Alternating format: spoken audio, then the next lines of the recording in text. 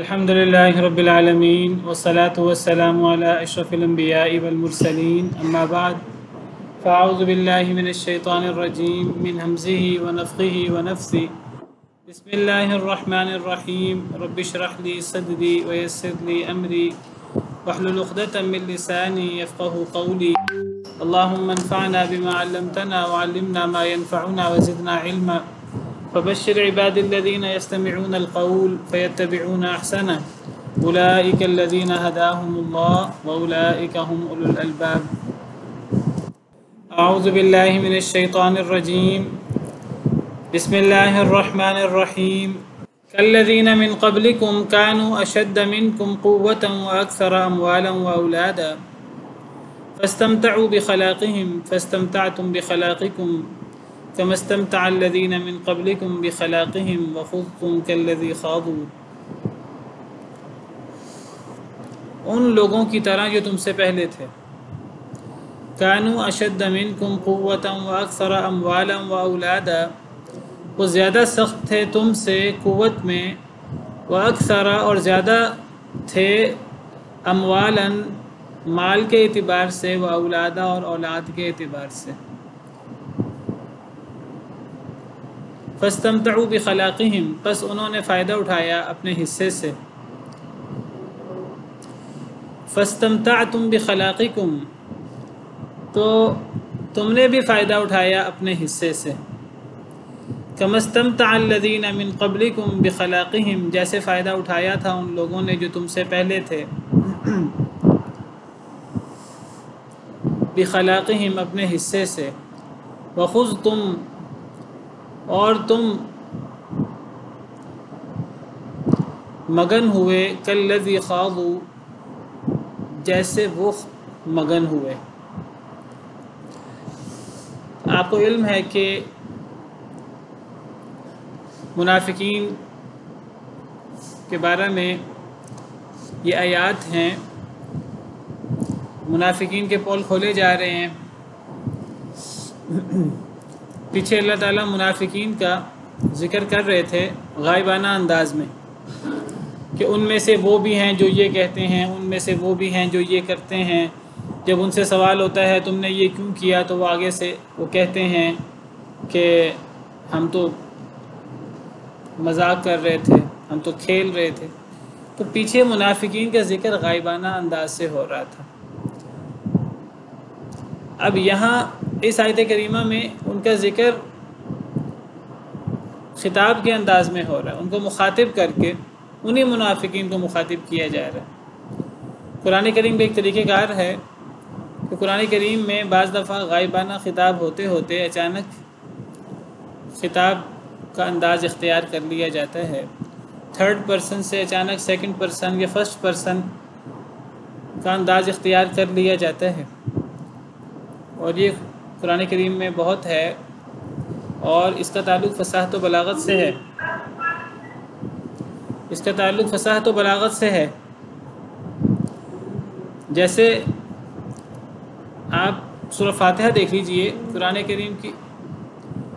کریم کی پہلی سورت ہی سورہ فاتحہ، اس میں دیکھیے آپ کہ اللہ تعالیٰ کا ذکر ہو رہا ہے غائبانہ انداز میں۔ الحمدللہ رب العالمین، تمام تعریفیں صلی اللہ کی ہیں جو تمام جہانوں کا رب ہے، تو اللہ کا ذکر غائبانہ ہو رہا ہے۔ الرحمن الرحیم، جو بہت مہربان اور نہایت رحم کرنے والا ہے۔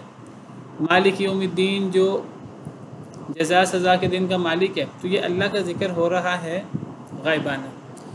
ایاک نعبد و ایاک نستعین، خاص آپ کی ہم عبادت کرتے ہیں اور خاص آپ سے ہم مدد مانگتے ہیں۔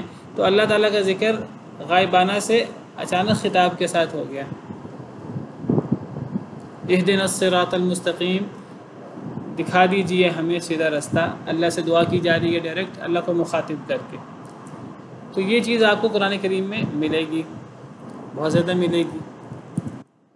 تو انداز چینج ہو جاتا ہے، غائب سے خطاب، غائب سے متکلم، تھرڈ پرسن سے سیکنڈ پرسن، تھرڈ پرسن سے فرسٹ پرسن۔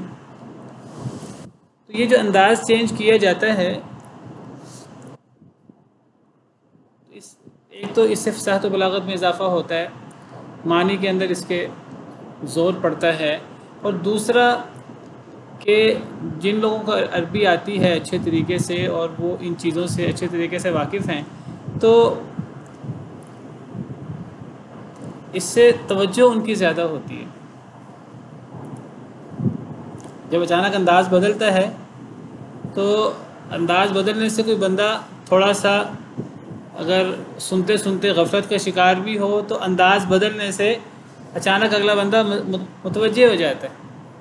جیسے کوئی بات چل رہی ہے اور لوگوں کا ذکر ہو رہا ہے، لوگوں کی کمیوں کوتاہیوں کا اور ذکر ہو رہا ہے کہ لوگ ایسے کرتے ہیں اور ایسا کرتے ہیں، اچانک بولنے والا جو ہے وہ بات کرتے کرتے اچانک کہے کہ آپ لوگ یا تم لوگ، تو جب وہ غائبانہ بات کرتے کرتے اچانک خطاب کیا جائے گا آپ لوگوں نے یہ کیا، تم لوگوں نے یہ کیا، تو وہ لوگ جو زبان سمجھتے ہوں گے خطیب کی، وہ اگر تھوڑا سا بھی غفلت کا شکار ہوئے تو وہ فوراً متوجہ ہو جائیں گے۔ تو یہ انداز بدلنے سے توجہ مبذول ہوتی ہے، اور اس کے اور بہت سارے فوائد ہیں۔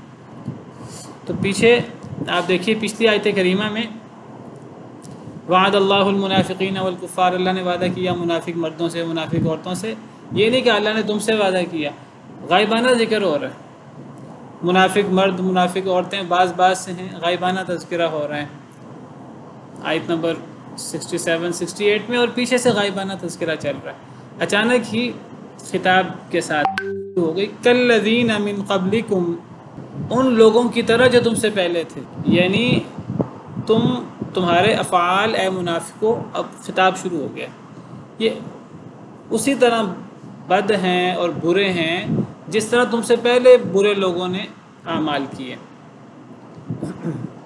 تمہارے اعمال پہلی دفعہ ایسے اعمال تم نے نہیں کیے، پہلی دفعہ یہ رویہ تم نے اختیار نہیں کیا، یہ رویہ پہلے بھی لوگوں نے اختیار کیا۔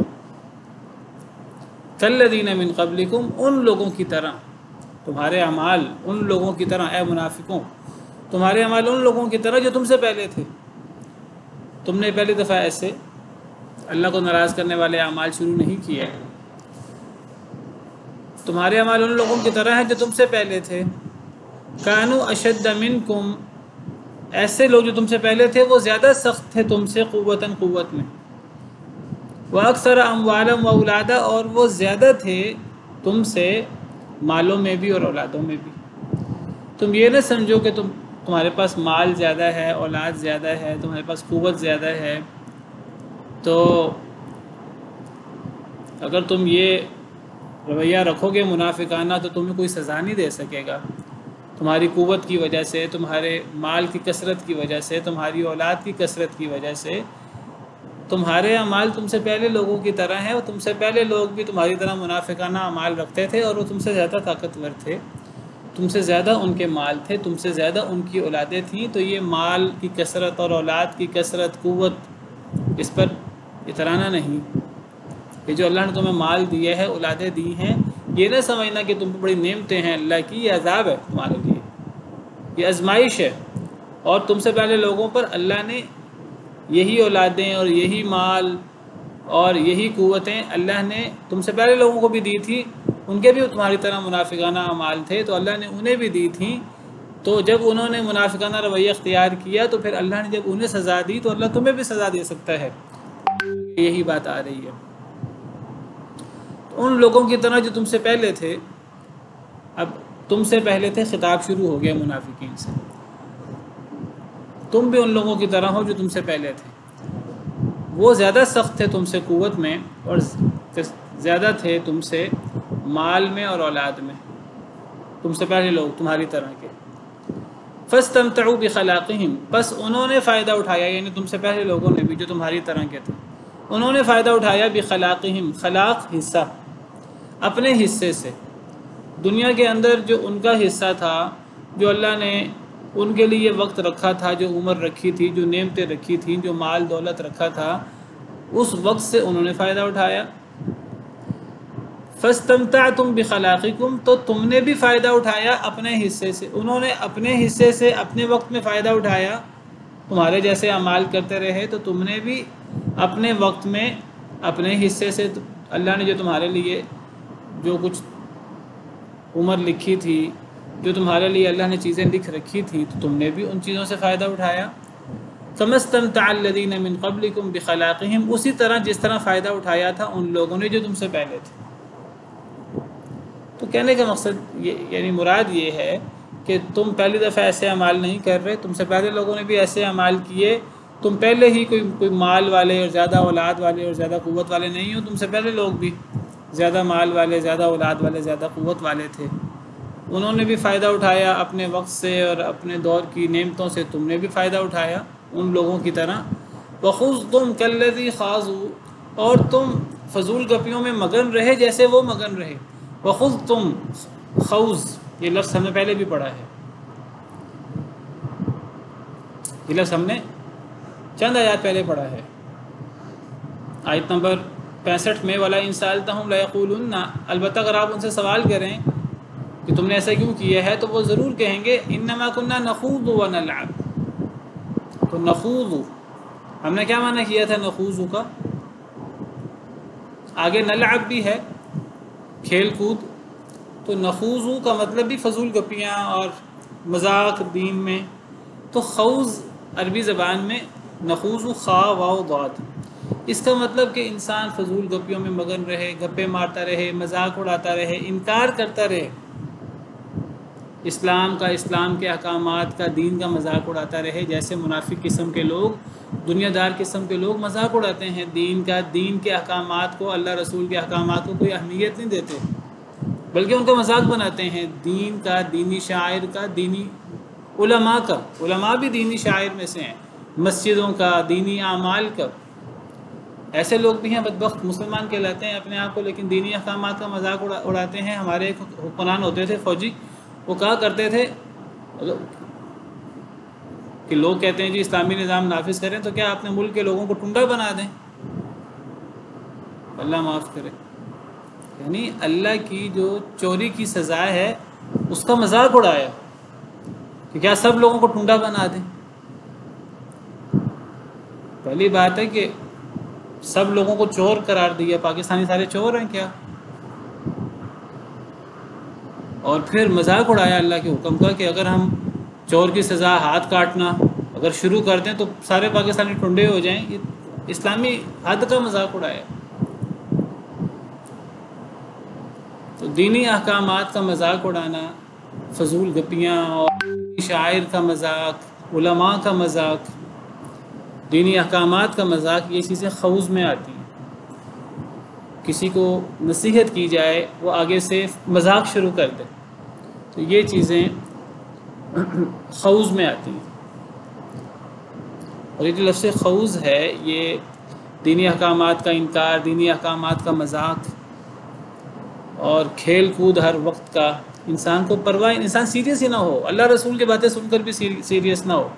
اور کئی تو ایسے ہیں اللہ معاف کرے، وہ جب لوگوں کو واعظ کر رہے ہوتے ہیں کہتے ہیں جی ہم نے قرآن و سنت سے واعظ کرنا، اور واعظ کرتے کرتے لوگوں کو وہ واعظ کم کرتے ہیں، ہنساتے زیادہ ہیں۔ یہ کیسا واعظ ہے کہ جس میں واعظ کم ہو رہا ہے اور ہنسایا جا رہا ہے؟ یہ تو واعظ نہیں ہوتا، نبی صلی اللہ علیہ وسلم کا طریقہ کار یہ نہیں ہے۔ نبی صلی اللہ علیہ وسلم تو جب واعظ کرتے تھے تو لوگوں کے رونگٹے کھڑے ہو جاتے تھے، اللہ کا ڈر پیدا ہوتا تھا قرآن سننے سے۔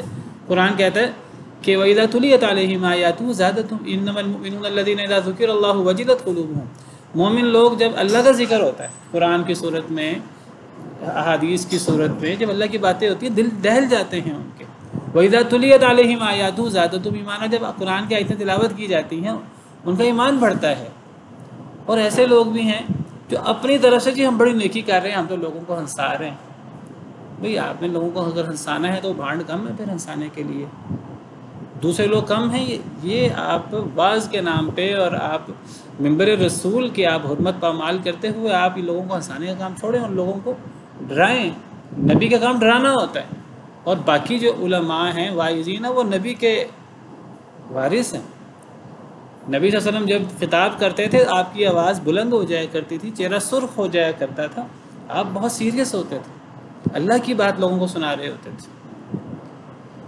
تو یہ جو خوض ہے، وَخُذْتُمْ كَالَّذِي خَاضُوا، تم فضول گپیوں میں مگن رہے جس طرح وہ بھی فضول گپیوں میں مگن رہے، یہ بہت بڑا گناہ ہے۔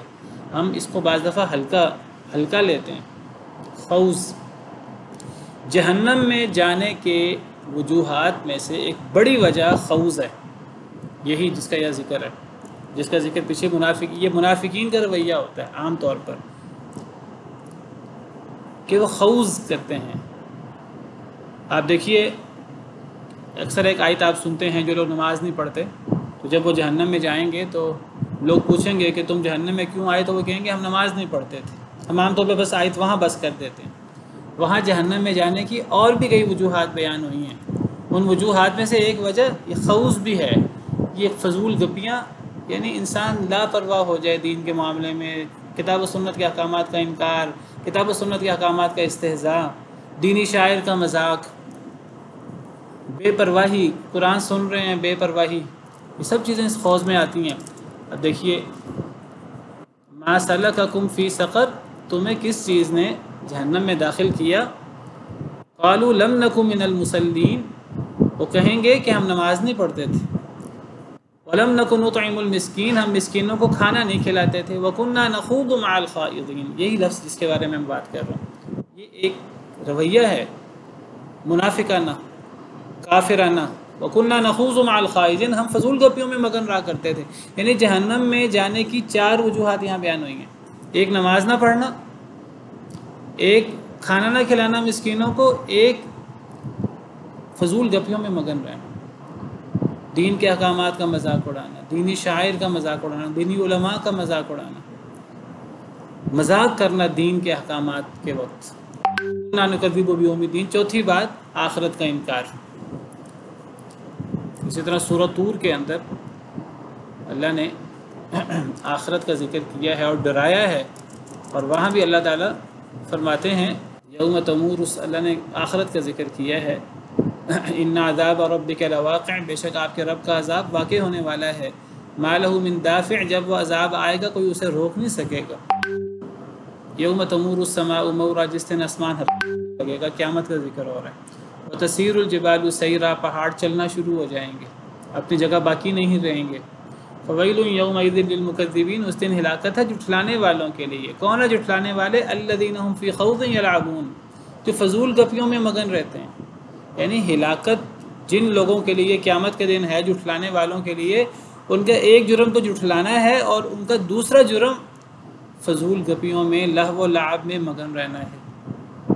قرآن کریم کا مطالعہ کریں، قرآن کریم میں یہ لفظ خوض جو ہے یہ ایک رویہ ہے، اور یہ جہنمیوں کے لیے اور منافقوں کے لیے استعمال ہوا ہے، ایک مسلمان کا یہ رویہ نہیں ہوتا۔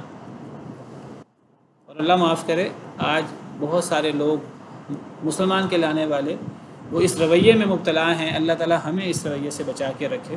تو وَخُذْتُمْ كَالَّذِي خَاضُوا، یہاں اللہ منافقین کو مخاطب کرتے ہوئے فرما رہے ہیں کہ تم اپنے یہ فضول گپیوں میں اور اپنے لہو و لعب میں مگن رہے، جیسے تم سے پہلے لوگ بھی فضول گپیوں میں مگن رہے تھے۔ اب اس کو پھر تمہیں اور پرانے لوگ جن کا یہ رویہ تھا، انہیں پھر کیا سزا ملی اس کی؟ اولئک حبطت اعمالهم فی الدنیا والآخرہ، یہی وہ لوگ ہیں کہ جن کے ضائع ہو گئے اعمال دنیا میں بھی اور آخرت میں بھی۔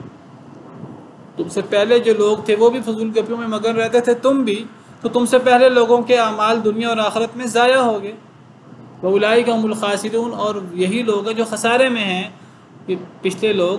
اگر تم بھی ان کے رویے پر چلتے رہو گے، تم ان کے رویے پر چل رہے ہو، اگر توبہ نہیں کرو گے تو تمہارا بھی یہی حال ہوگا، تمہارے بھی اعمال اگر کوئی نیک اعمال کیے ہوں گے ضائع ہو جائیں گے، تم بھی خسارے میں ہوگے، والعیاذ باللہ۔ تو یہ ایک رویہ ہے منافقین کا، کفار کا۔ ایک مسلمان کو اس رویے سے کوسوں دور ہونا چاہیے۔ دیکھیے حضرت موسیٰ علیہ السلام نے اپنی قوم سے کہا گائے ذبح کرو، اللہ تمہیں حکم دیتا گائے ذبح کرو، انہوں نے کہا ہم سے مذاق کرتے ہیں، تو حضرت موسیٰ کہنے لگے میں اللہ کی پناہ میں آتا ہوں کہ میں جاہل ہو جاؤں۔ یہ تو بہت بڑی جہالت ہے، بہت بڑا گناہ ہے کہ انسان دین کی بات کرتے ہوئے مذاق شروع کر دے۔ حضرت موسیٰ نے کہا میں اللہ کی پناہ میں آتا ہوں کہ میں جاہلوں میں سے ہو جاؤں۔ الم یأتہم نبأ الذین من قبلہم قوم نوح وعاد وثمود، کیا نہیں آئی ان کے پاس خبر ان لوگوں کی جو ان سے پہلے تھے، قوم نوح، قوم نوح کی، وعاد قوم عاد کی، وثمود اور قوم سمود کی، وقوم ابراہیم اور ابراہیم علیہ السلام کی قوم کی، واصحاب مدین اور مدین والوں کی۔ مدین والے کون؟ مدین کے ساتھی حضرت شعیب علیہ السلام کی قوم، حضرت شعیب علیہ السلام کی قوم جو کہ ناپ تول میں شرک کے علاوہ ناپ تول میں کمی کرتی تھی۔ والمؤتفقات اور الٹی بستیوں والے، الٹی بستیوں والے، الٹی بستیوں والے کون ہیں؟ قوم لوط، جن کی بستیاں الٹا دی گئی تھیں۔ تو اللہ فرماتے ہیں کہ کیا ان لوگوں کے پاس، پھر دوبارہ اب غائب کا انداز شروع ہو گیا۔ درمیان میں ایک آیت میں اللہ نے خطاب کے ساتھ ذکر کیا، پھر دوبارہ غائب کے ساتھ تذکرہ شروع ہو گیا۔ اللہ فرماتے ہیں کیا یہ منافقین جن کا یہ رویہ ہے، کیا ان لوگوں کے پاس پچھلی اللہ کے نافرمان قوموں کی خبر نہیں پہنچی؟ ان کے رویے بھی ان سے ملتے جلتے تھے، ان منافقین سے، اور پھر دیکھو ان کے ساتھ کیا ہوا، اللہ نے کیا سزا دی۔ تو جب اللہ نے انہیں سزا دی تو اللہ تعالیٰ منافقوں کو، کافروں کو سزا کیوں نہیں دے سکتے؟ تو جو ان سے پہلے لوگ تھے، قوم نوح ہو، قوم نوح پر عذاب کا ذکر قرآن میں ہے، وہ غرق ہو کر ہلاک ہوئے۔ قوم عاد کا ذکر قرآن میں ہے، ان پر ہوا، پتھروں والی ہوا، اور وہ 7 راتیں 8 دن چلتی رہی۔ قوم سمود کا ذکر قرآن میں ہے، ان پر زلزلہ آیا اور چیخ کا عذاب آیا۔ قوم ابراہیم کا ذکر قرآن میں ہے، وہ شرک میں مبتلا تھے۔ حضرت ابراہیم علیہ السلام نے جس قوم کو واعظ و نصیحت کی، حضرت ابراہیم کا باپ اور ان کی قوم، اور والے قوم شعیب، وہ شرک کے علاوہ میں نے ذکر کیا کہ ناپ تول میں کمی کرتے تھے، ظلم و زیادتی کرتے تھے لوگوں پر۔ والمؤتفقات اور قوم لوط، الٹی بستیوں والے جو شرک کے علاوہ فحاشی میں اور لواطت، عمل قوم لوط اس میں مبتلا تھے۔ اتتہم رسلہم بالبینات، آئے تھے ان کے پاس ان کے رسول 7 روشن نشانیوں کے۔ یہ جو پچھلی قومیں تھیں ان کے پاس بھی رسول آئے تھے، روشن نشانیاں لائے تھے۔ تو قریش مکہ اور یہاں منافقین کا ذکر ہو رہا ہے، منافقین کے پاس بھی رسول آئے ہیں، نبی صلی اللہ علیہ وسلم نشانیاں لائے ہیں۔ فما کان اللہ لیظلمہم، پس نہیں ہوا کہ اللہ ظلم کرے ان پر، ولکن کانوا انفسہم یظلمون، لیکن وہ تھے اپنی جانوں پر خود ہی ظلم کرنے والے۔ پچھلی قومیں جن کا ذکر ہوا، ان قوموں پر اللہ کے عذاب آئے ہیں، ان لوگوں پر جب عذاب آیا تو اللہ نے ظلم نہیں کیا ان میں سے کسی پر، ان لوگوں نے اپنے آپ پر خود ہی ظلم کیا، یعنی ان پر یہ عذاب آیا ان کے اعمال کی وجہ سے۔ یہ اللہ کا ان پہ ظلم نہیں تھا، اللہ نے تو پہلے بتایا تھا جو اللہ کی نافرمانی کرے گا اللہ سزا دیں گے، تو اللہ نے ان کے اعمال کے مطابق انہیں سزا دی، تو یہ ظلم انہوں نے اپنے آپ پر خود ہی کیا ہے۔ اللہ تعالیٰ کسی انسان پر ذرہ برابر بھی ظلم نہیں کرتے۔ تو منافقین بھی یہی رویہ رکھیں گے، کفار بھی، ان کے ساتھ بھی یہی عذاب والا معاملہ ہوگا، اور یہ اللہ کی طرف سے کوئی ظلم زیادتی نہیں ہوگی۔ والمؤمنون والمؤمنات بعضهم اولیاء بعض، اور مومن مرد اور مومن عورتیں ان میں سے بعض دوست ہیں بعض کے۔ جب اللہ تعالیٰ نے منافقین کا ذکر کیا پیچھے لمبا، تو اللہ کی سنت مبارکہ ہے کہ جب اللہ تعالیٰ برے لوگوں کا ذکر کرتے ہیں، غلط رویے کا ذکر کرتے ہیں، یا اللہ تعالیٰ عذاب کا ذکر کرتے ہیں، تو اللہ تعالیٰ اسی جگہ پر، چاہے ایک تذکرہ لمبا ہو دوسرا چھوٹا ہو، اللہ تعالیٰ ساتھ دوسرا تذکرہ ضرور کرتے ہیں۔ اگر برے لوگوں کا تذکرہ ہو تو اچھے لوگوں کا تذکرہ بھی ہوگا، اگر جہنم کا تذکرہ ہو تو جنت کا تذکرہ بھی ہوگا، اگر بری صفات کا تذکرہ ہو تو اچھی صفات کا تذکرہ بھی ہوگا اسی جگہ پر۔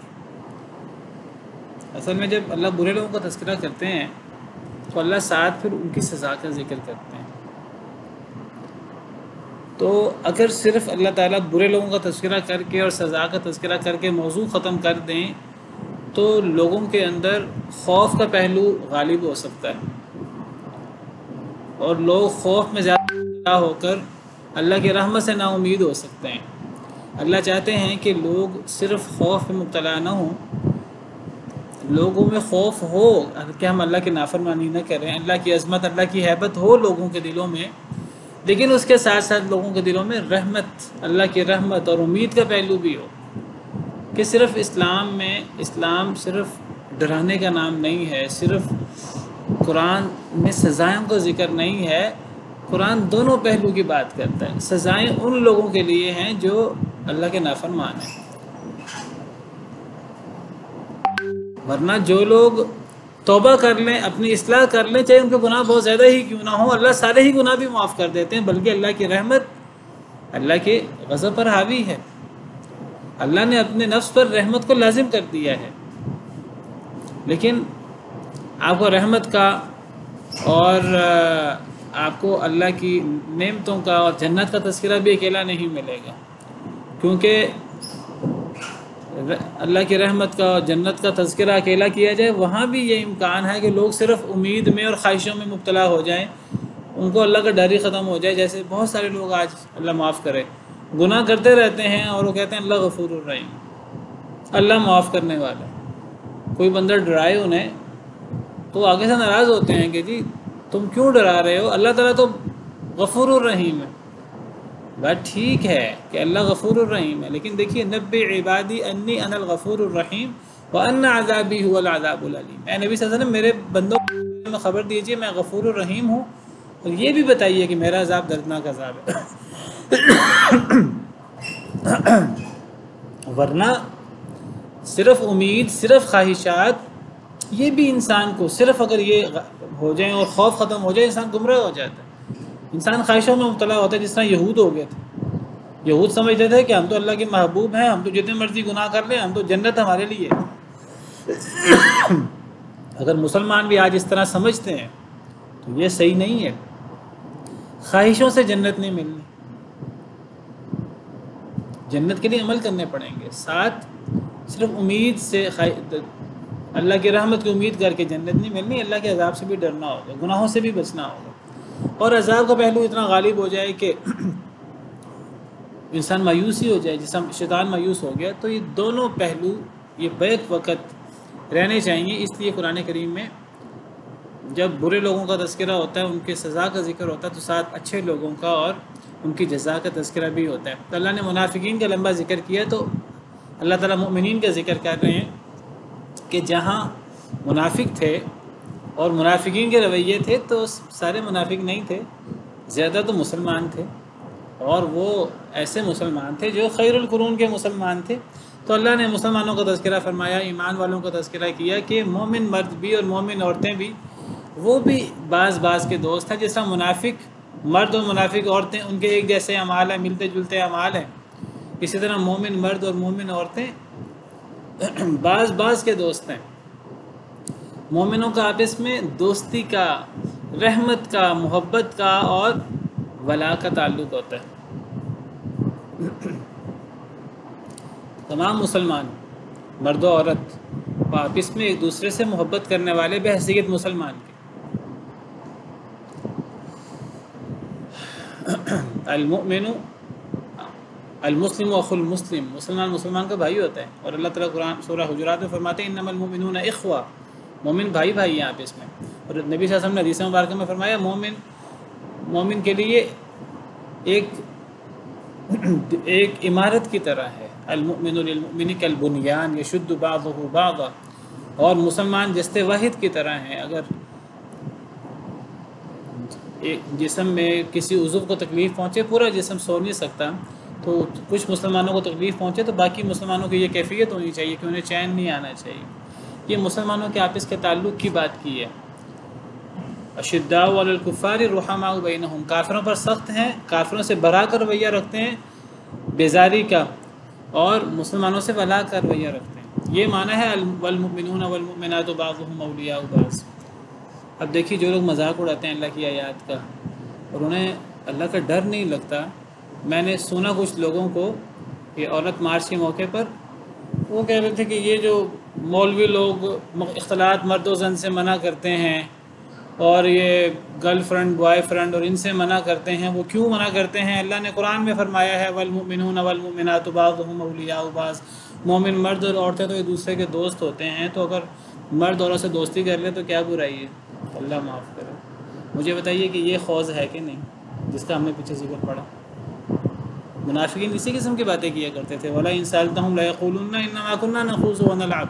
اگر ان سے سوال کریں تو یہ جواب دیں گے ہم تو کھیل کود کر رہے تھے، مذاق کر رہے تھے.